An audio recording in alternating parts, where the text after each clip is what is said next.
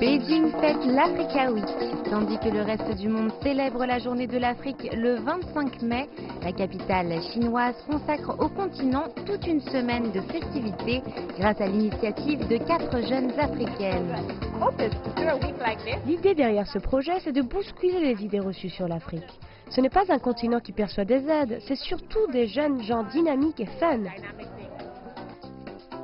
En Chine, l'intérêt pour l'Afrique s'étend désormais au-delà des sphères gouvernementales. Les Chinois sont de plus en plus curieux à l'égard des opportunités offertes par le continent. Je pense que l'Afrique est le futur pour la Chine. Les opportunités d'échange se multiplient entre les deux et c'est très positif. Tout ça, c'est aussi grâce à l'initiative Ceinture et Route. Via sa compétition de start-up organisée à la fin de la semaine, Africa Week constitue une opportunité en elle-même pour un business en herbe. Tous les fonds récoltés cette semaine iront à une start-up africaine installée en Chine.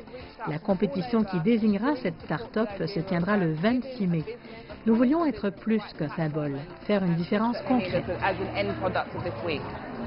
Depuis 2013, la Chine accueille plus d'étudiants africains que les États-Unis ou la Grande-Bretagne. Encouragée par un système de bourse et d'échanges, cette jeunesse africaine est porteuse d'une grande ambition pour le continent.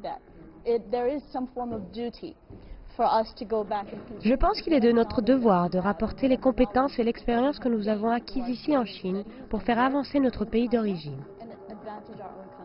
C'est pourquoi je suis en train de lancer une campagne, un programme pour inviter la diaspora somalienne partout dans le monde à revenir dans notre pays pour nous aider à le reconstruire, à reconstruire ses institutions. Car sans talent éduqué, il ne peut pas y avoir de vrai changement. Fondée pour financer des projets de développement au sein des pays des BRICS, la nouvelle banque de développement incarne cette volonté de changement dans le cadre d'une coopération sud-sud. Il y a matière à coopération entre la Chine et l'Afrique. Les deux ont beaucoup à apprendre l'une de l'autre. Je pense en particulier au domaine de l'innovation et de la technologie. La Chine et l'Afrique comblent actuellement un fossé en termes de développement sans répéter les erreurs des pays déjà développés. Elles sont résolument tournées vers un avenir durable. Africa Week, c'est une semaine de partage, de culture et de rencontres qui se tient actuellement à Beijing jusqu'au 26 mai. Et le succès de cette édition laisse présager qu'il ne s'agit que de la première d'une longue série.